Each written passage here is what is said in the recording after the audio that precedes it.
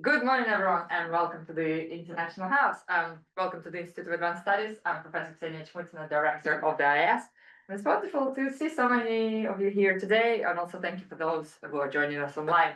This is day 3 of UNESCO Chairs related activities. We're kind of going strong, fueled by caffeine mainly and intellectual enthusiasm, but it's really been fantastic. The conversations that's been happening in the IIS and within the university this week have just been exciting, and this is exactly what IIS is always hoping for, to encourage the interdisciplinary, creative, curious conversations that really bring different people and different disciplines together. So definitely a success story this week. And it's our absolute pleasure today to host a dual seminar where we present not one, but 2 IIS fellows who are supported by our UNESCO chairs and are working with our UNESCO chairs, Carmen and Ananya. So Carmen will be presented first, and then Ananya. But before we start the presentations, I would like our host, UNESCO chairs, to introduce the fellows. Richard, could you please introduce Carmen, and then Mike, introduce Ananya, please. Sure. Yeah. Well, welcome everyone. Really delighted to welcome and for us to host Carmen Pérez González. I've known Carmen for maybe 3 years now. Yeah. As a fellow UNESCO chair.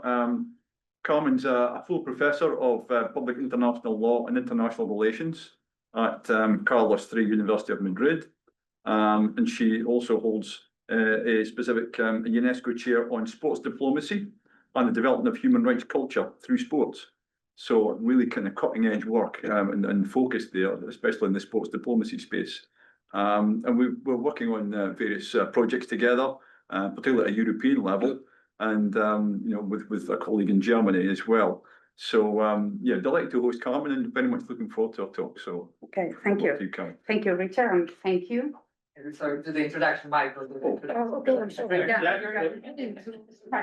Change the format here. So likewise, it's a real pleasure, if you like, to have Ananya with us this week. Ananya and I met last January at the Kolkata Book Fair, where we were both doing presentations on behalf of the British Council. As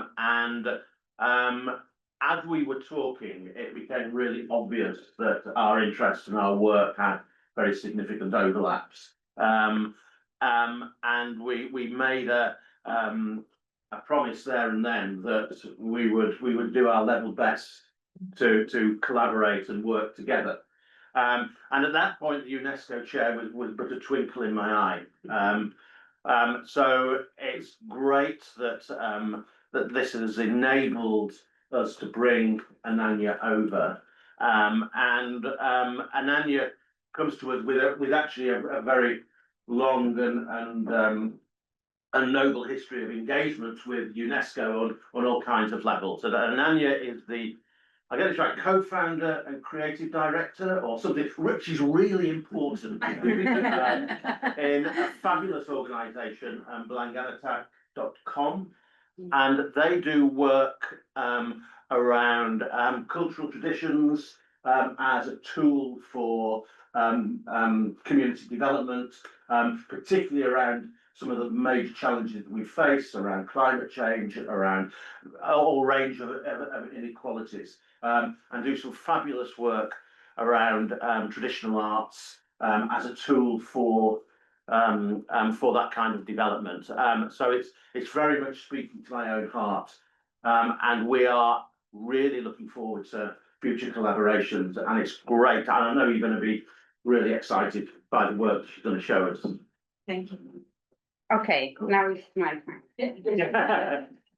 So first of all, thank you very much for having me. It's a real pleasure for me to be here to share with you these days in La Jolla at the Institute of Advanced Studies, and it is also an honor for me to be UNESCO chairholder. So many good things became because I had the chair. And one of them was meeting Richard and working with him, and I'm sure we will be working in interesting projects in the future. So my topic today, try to connect public international law and sport. As Richard said, I am an international lawyer. So my approach is a international legal one. And the question, the main question I would like to address is, it is possible to use a sport? Do we want to use a sport as a means to ensure compliance with international law? So that will be the main topic, the main questions I would like to address today. I have some slides. I promise I won't be talking for more than maybe 30 minutes, and then I will be happy to take your questions and suggestions, because these are for me real questions. I mean, I'm not sure about the answers. So I can see positive aspects of using sports as a tool to ensure compliance with international law in the face of a gross violation of international law. We will be talking about these kind of examples. So I can see some positive effects of that, but I can see also some negative aspects of boycotts, sporting sanctions. We will be talking about that. So I'm really interested in your opinion and your questions and your suggestions, because this is for me also work in progress. So I'm drafting a paper, trying to write something meaningful. So there is a role for sports in international relations. I think this is an easy question. Yes, there is. And we have plenty of examples of how sport is used to meet development goals, to ensure human rights, which at the same time are objectives of public international law: ensure development, sustainability, protection of human rights. And sport, in many senses, has proved to be a very valuable tool for that. But I would like to focus on the opposite side. In the face of a gross violation of human rights, and I think we will be using Russia and the invasion of Ukraine as an example, because this is a real example. Something happened, many things, unexpected things, I would say, happened after the invasion of Ukraine by Russia in 2022. So we will be using a real example, but we have plenty of examples in mind of how public international law has been violated by different states now and across times. So when we have a state violating international law, really committing a gross, serious violation of international law, should be a sport a means to ensure compliance? Can we find any way to use a sport as a way of force the state, Russia or other examples you have in mind, to get back to international legality? This is the question, okay?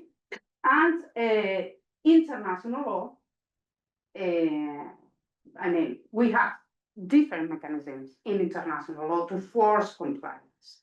We will be talking, how many of you have a law background? Okay, that's easy for me.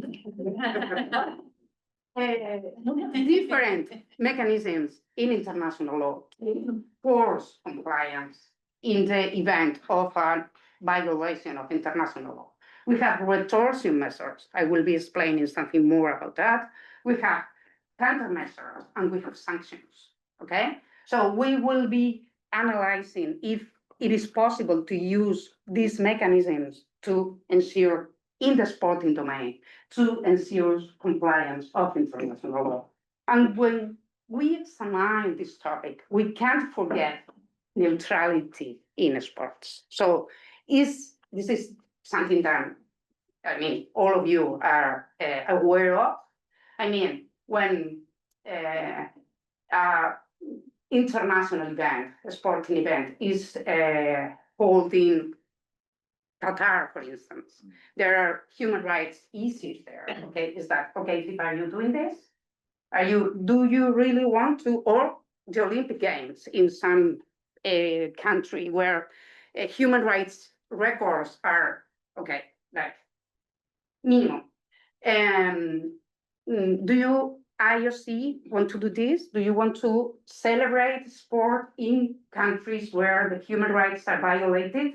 And in the case of Qatar, for instance, these violations of human rights were committed, for example, when workers were building the infrastructure to have the matches. So, and the answer we get from IOC, FIFA is, this is not my business.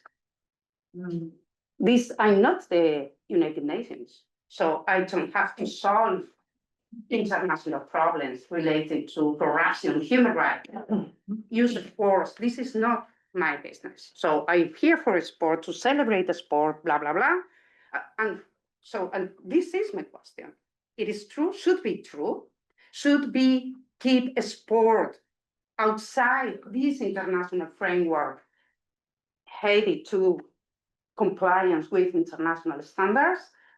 And this is neutrality. So neutrality is a flag, it's an umbrella for international federations and the sporting ecosystems to say, okay, no, I understand there are human rights issues there and there, but this is not my business. My business is a sport. So it is a limit, it is an obstacle, or maybe after the invasion of Ukraine by Russia, where we saw a very fast reaction, not only from states, but also for international federations and international sporting organizations, maybe we're talking of a myth now, neutrality in sport.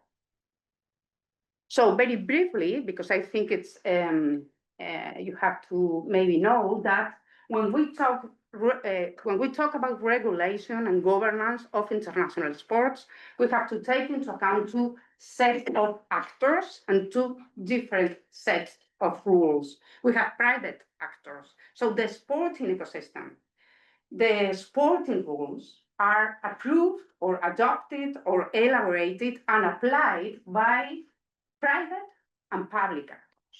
So we have public and private rules. So international federations, for instance, they are in charge of the organizations and regulation of an sporting discipline. So FIFA football, FIBA basketball, World Athletics. So when it comes to the organization and governance of sporting disciplines, we have to look at this private set of rules and norms. And I think it works. It's a good solution in general. So how many players should be filled? 11, 12? This is something the sporting organization should decide, okay? They know the sport. But sometimes the decisions they make have, so to say, influence in human rights. For example, who will be eligible for female competitions? This is an example. This is a piece of this private set of rules. So you are a woman, you are not a woman, you have to have this degree of testosterone in blood if you want to compete with other women.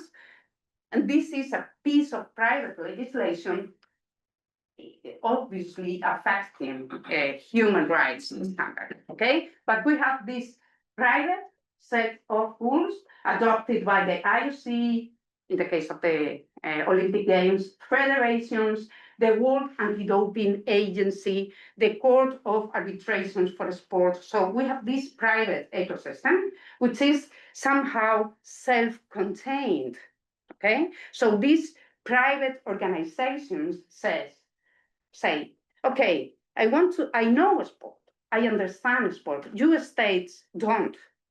We understand what sports needs, so we will be elaborating our rules, we will be applying our rules, and in the case of a controversy, we will be solving our disputes. And this is the Court of Arbitration for Sport, like the last resort international arbitration tribunal to solve sporting disputes, okay? And at the same time, we have states and international organizations dealing with sport and health issues, sport and education, participation in sport and equality, etc. So we have these two set of rules, and both rules can be adopted by national actors, states or national federations, and at the same time, international actors, the IOC, the international federations, and international organizations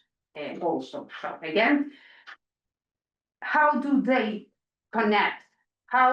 Where are the links? Yeah. Sorry, it's just a really minor question, but on the last slide, there was the overnight thing. Sorry, it said IIOO. What does that Oh, I'm stand sorry. for? Yeah, this is international organizations, like United Nations, the European Union. So when I use, yeah, and thank you for the question. Yeah, no, because I tend to forget, not everybody is a lawyer. So international organization, when I say international organization, I'm talking about an association of states. So no FIFA, which is a private body, or not the IOC. So for me, international organization in this class or this session, international organizations are associations of states, both at the universal level, United Nations, or the regional level, the European Union, the Council of Europe, the Association of American States, etc.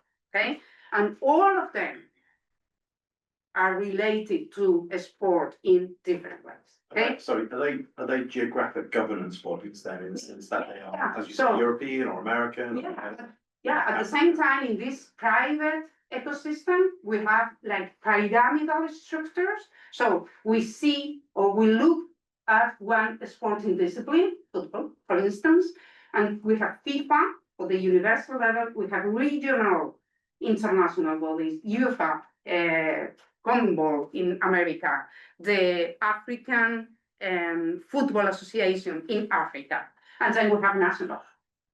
In some countries, we have more than one national federation. In many countries, we have only one international federation. It's the case of Spain, for instance, and maybe you are aware of the attempts of some regions in Spain, Catalonia, the Basque Country, to get access to these international federations, FIFA or whatever, but this is really an issue, a political issue in Spain.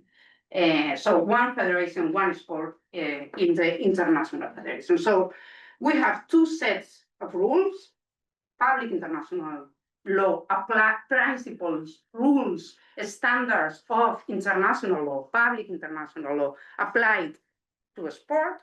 This is for me, for us today, public international sports law. And we have the rules adopted by the private ecosystem, FIFA, the IOC, the National Federation, the World Anti-Doping Agency, the Court of Arbitration for Sport, and this is Lex Sportiva, the lex they elaborate and apply for regulating sport, okay? And you have some, because we're academics, we love definitions, so you have some definition to make it clear. My explanations, you have some definitions there. This is the private side. So the body of sports law generated by the sports movement and applied globally by the Court of Arbitration for Sport. And we have also the public sphere, the public set of rules, which is a branch of public international law, the principles, rules, standards of public international law, decided by states that and international organizations that can be applied or maybe should be applied to a sport. So after this context, so to say, we have examples of the relationship between the public and the private sphere when it comes to my first question. Should we use sport in the face of or in the event of a gross violation of human rights to try to convince or to force or to put pressure on the state that is violating human rights or international law in general to come back to legality? So from the public perspective, you have there some examples, and they are recent. They are, more or less recent. In January 2021, the 27 EU sports ministers said to the European Commission, we have to do something about organizing sporting events in places where human rights are not really like safeguarded, okay? And you have there, I won't read the slide, but maybe if you are interested, you can share with anyone the slides. So you have there the 27, this is a political statement. 27 ministers saying the European Commission, you have to figure out something to adopt a coherent position when it comes to the participation in mega sporting events in these kind of places. More obvious, I think, was the resolution of the European Parliament adopted in September 2021, calling for a boycott in China in the Olympic Games in China. So the recommendation was not sending any political representative from the States and the European Union level to the opening ceremony, for instance. We don't want to, you shouldn't take part of that. And our example today will be Russia and Ukraine. What happened after the invasion of Ukraine in February 2022 in the domain of sport? Other things happened, but we will be focusing on how was the reaction of states, international organizations, and also the sporting ecosystem. So from the public side, we have different statements adopted by a number of states that they say they belong to a collective of like-minded nations. So they, I don't know what that means, but they are like global north, maybe. Yeah, I think it's global north. It is the 27, the UK, Australia, Canada, US. So it is more or less the global north, but maybe global north is not so politically correct. I don't know. So they decided to name themselves, we are a collective of like-minded nations, okay? So they adopted 4 different statements, 2 in 2022, so immediately after the invasion, and 2023. And you have there some of the recommendations, which is Russia and Belarus should be isolated in the sporting domain. This is the summary of, and the ones adopted in 2023 are similar, okay? So we should impose sanctions. We shouldn't permit the participation of Russian and Belarusian athletes in mega sporting events at the international level. We shouldn't admit Russia and Belarus organizing any international event in Russia and Belarusian territory during the time of the invasion. So what is neutrality here? Because who is participating in a sporting event? Both at the individual and at team level is decided by Lex Sportiva. So if a specific athlete or a specific team is going to participate in an international event, this is something that is based on rules, but private rules, the ones adopted by the organizations. And these are the states saying, no Russia and Belarus, because Russia did something really, really wrong, okay? So again, the question is, neutrality, it is excuse, should be overcome, because this is really serious. Invading states is something you shouldn't know. So we put a sport to come back to the reality or not. These are the questions, okay? So again, international law, what Russia did in February 2022 was a gross violation of a very important rule of international. It's not the only one, okay? But we will focus on Russia, because it's the thing of double standard always. But if we focus on Russia, we know that the prohibition of the use of force is a peremptory norm of international law. Is what we call jus cogens rules. So it is mandatory. You can't use force armed force in international relations to get what you want. I mean, this is prohibited by customary law. This is prohibited under the UN Charter, and it's a peremptory norm of general international law. So international law imposes specific obligations on states when or in the face of such a violation, kind of violations of human rights. So if we have one country, one state, Russia, violating a UNESCO Chair norm by invading Ukraine, we have to look at this, because the name in English is International Law Commission draft articles on responsibility of states because the commission of internationally wrongful acts. So invading a state is an internationally wrongful act, and there should be consequences. And when this violation is a violation of a UNESCO Chair rule, we have to look at this article 41.1. So the rest of the states, not only Ukraine, should be considered offended by the wrongful act. It's not only again between Russia and Ukraine. This is something important for the international community of states as a whole. So the rest of the states should involve in trying to put Russia again into the debate. Okay, so states shall cooperate.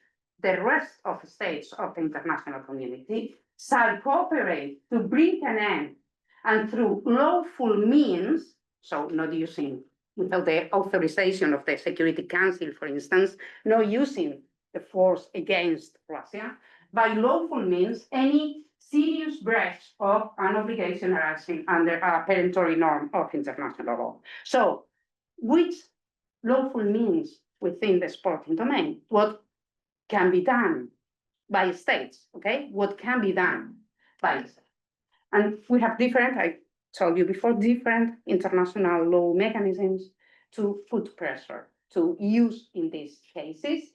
Some of them are self-redress, so the states unilaterally can take some measures, and we will be distinguishing between retortion and countermeasures, and then we have sanctions. There is a different concept, because when we talk about sanctions, we are talking about an institutional response in international law, okay? So we have self-redress and institutional measures. Very briefly, so what is a retortion measure? It's something that is lawful but unfriendly. Okay, so imagine a country doing something you don't like, a state doesn't like. So, okay, that's not nice. So I will recall my ambassador. And this is not illegal. You can recall your ambassador. There is not an obligation to have an ambassador in X or this or that country. So you recall your ambassador as a sign you are not happy with a state. Or you can postpone a state visit. So it is not mandatory to visit, or I don't know, Pedro Sanchez, for instance. It is not the Spanish Prime Minister. It is not an obligation to go to this country. So I will postpone because I'm not happy with this country. My question is, boycotts? Are they retortion measures? I mean, there is not an obligation to send your Prime Minister or the European Commission commissioner on sport to the opening ceremony there, but it is a political sign. Imagine that, the place empty of political representatives from Europe or the European Union or anywhere.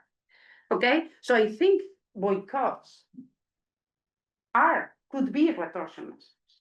So it is not illegal. I think it's not illegal to decide not to go to but they're unfriendly, because these are really important events, not only from a sporting perspective, but also from an economical, political perspective.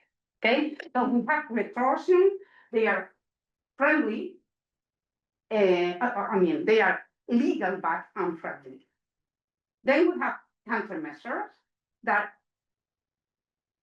would be illegal, but they are not because they are taken in response to a previous illegality. So you do that, okay, I will do the same. You breach these treaty provisions that we signed.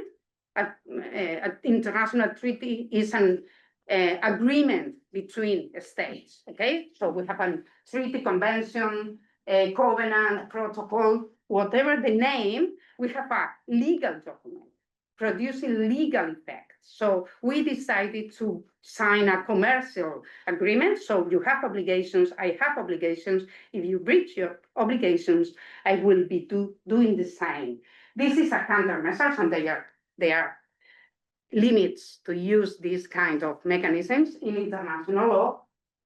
And I know you are not interested, but in case you are, these are the articles you have to read to know which are these limits. For instance, they can't involve the use of force. So she, as a country, she's violating a commercial treaty, I can invade the country, okay? So proportion is one of the criteria to use this kind of measures, okay? And then we have sanctions. And this is punishment. It's a very different kind of mechanism. So you violate international law, it will punish you. Commercially, culturally, with a sports sanction. So there is not an international law, we don't have a unique definition of what is a sanction. But the idea is they are purpose oriented. So I want you to be back into legality. I will try to put pressure. I will try to force you. If not, I will punish you.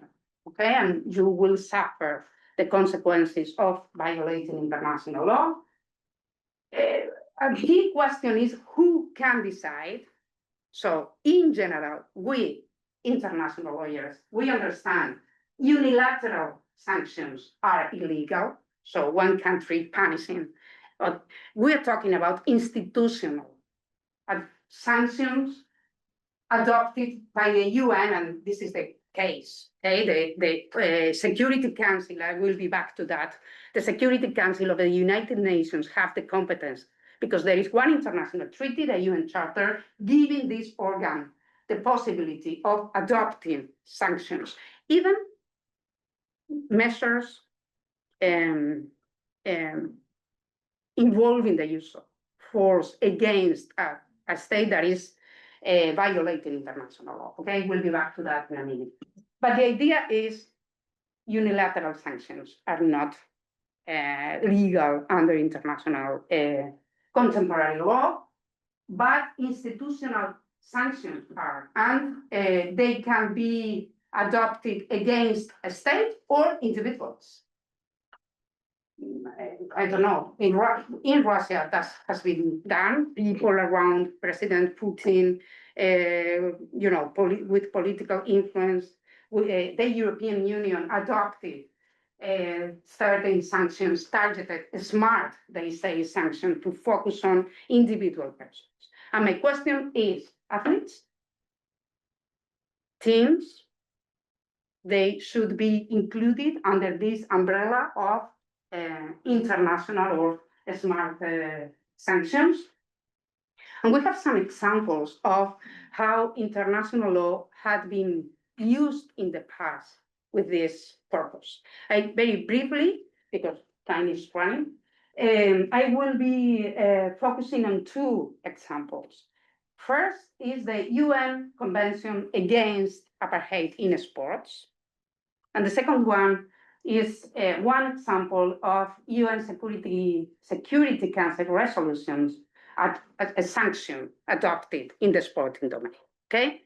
So I told you before, a convention is a treaty, it doesn't matter the name. So we only need the states signing in written a document saying, yeah, we are assuming this and this and this and these obligations, and we will be complying with these obligations in the future, okay? So you can have the UN Charter, it is an international treaty, even if it is called Charter. The European Convention of Human Rights, Convention, the UN Covenant on Civil and Political Rights, the Palermo Protocol against trafficking in human beings, it doesn't matter the name, but the legal significance, okay? So the UN Convention against apartheid in sports is an international treaty imposing obligations on states regarding this topic. And it was adopted in 1985 and came into force in 1988. And today, or maybe last week, because I didn't check today, really, 63 states of the international community were parties to these international treaties, which I don't know if you think is much or not. It is not. It is not. No. 193, for if we include Palestine, are members of the United Nations. And when it comes to the ratification of important international human rights treaties, the UN Covenant on Civil and Political Rights, the UN Convention on the Rights of the Child, we are talking about quasi-universal treaties. So in the case of the UN Convention on the Rights of the Child, only the United States is not party, so it is 192. And International Convention Against Torture, etc. So 63 is not too much, okay? And it was conceived as an international legal tool for combating apartheid. So, yeah, you have there, which is the background. I won't be reading, but the idea is, okay, a sport should be a piece of this jigsaw. After apartheid in sport, a combination of measures were taken at the international level to put pressure against this political order. I don't know how to say, okay, because it's an international crime. So, and the world of sport wasn't absent of that international sport, or that international answer, okay? So, and the impact was really very meaningful because, I mean, sport is really important in a variety of senses. So it was, I don't want to say more or less important than, but it was part of the international response against such a gross violation of human rights, okay?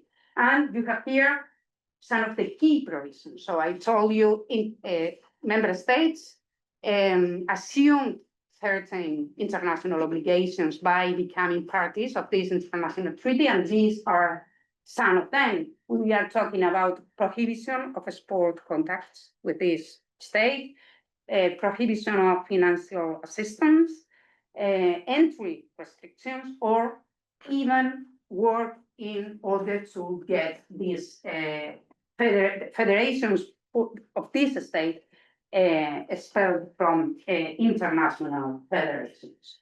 So the question is, this is an international treaty which is in force, but should be a model for other gross violations of human rights. This is the question. The convention is there. Oh, sorry. And then we have UN Security Council resolution. So we have the UN Charter, the international treaty governing the life of this international organization that was constituted after the Second World War, as you maybe know. So we have different institutions. We have the General Assembly, one state, one vote, and we have also the Security Council with important responsibilities under the UN Charter, in particular, keeping international peace and international security, which is, it is not very, it is not happening. Yeah, but this is its main competence. So, under Chapter 7 of the UN Charter, the UN Security Council can authorize different kind of measures, sanctions, even involving the use of force. So the Security Council can say, member states, okay, you have to use force against this state because it's breaching, this state is behavior, is breaching international law and international peace and international security. But we will focus on those measures that doesn't involve military force. So we are talking about embargoes, economic measures, the interaction of commercial relationships with that state, the interaction of diplomatic relations imposed by the Security Council, and these resolutions are binding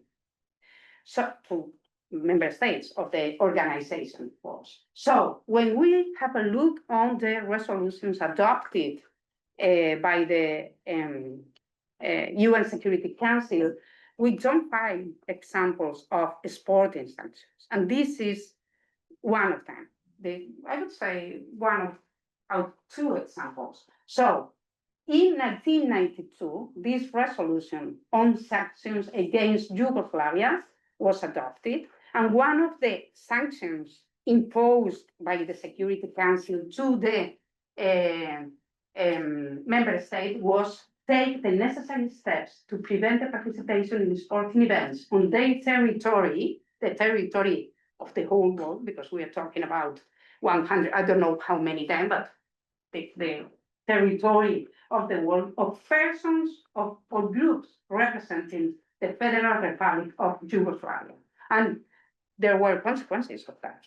So Yugoslavia was banned from the European Championship and was replaced by Denmark, and Denmark won the championship. And Bobby Fischer, the chess player, he had he somehow overcome the prohibition, and there was legal consequences for him in the United States when he came back. So 2 minutes, questions for the debate. So these are the questions I were in my speech. So should sport be included in this set of possibilities? International law gives to states in order to ensure compliance with international law. When we talk about smart sanctions, applied to specific persons, athletes, teams, national teams, clubs should be banned in order to get Russia to come back to legality, or maybe sport is something different. And neutrality is a value that should be kept. And there is a price for that, I think, because credibility of international sporting association is decreasing because they don't get involved in any political contemporary challenge. So this is something should be balanced. Or maybe, and this is my last question, neutrality is changing somehow. And because I've been talking of states, international organizations, but the truth is that even the international sporting organizations reacted after the invasion of Ukraine. So 2 or 1 week after the invasion, the International Olympic Committee told the international federations, don't let Russian and Belarusian athletes and teams to participate in international sporting events. And I'm talking about lex sportiva now, not the reaction of states of international organizations. And that was shocking for those in studying or interested in international sports governance, because this is against the value of neutrality, the flag they raise every time you say, there, really? Are you hosting there? And they said, and many, I think all international federations followed their recommendations in the days after this IOC statement. And maybe you are aware of the decision about Russian and Belarusian athletes in Paris 2024, which is something in the middle. Okay, you can go, but not under your flag, because we don't want Russia and Belarus making propaganda of the victories and medals they are going to win. So something is changing. Should something change? And these are my final questions. Thank you very much.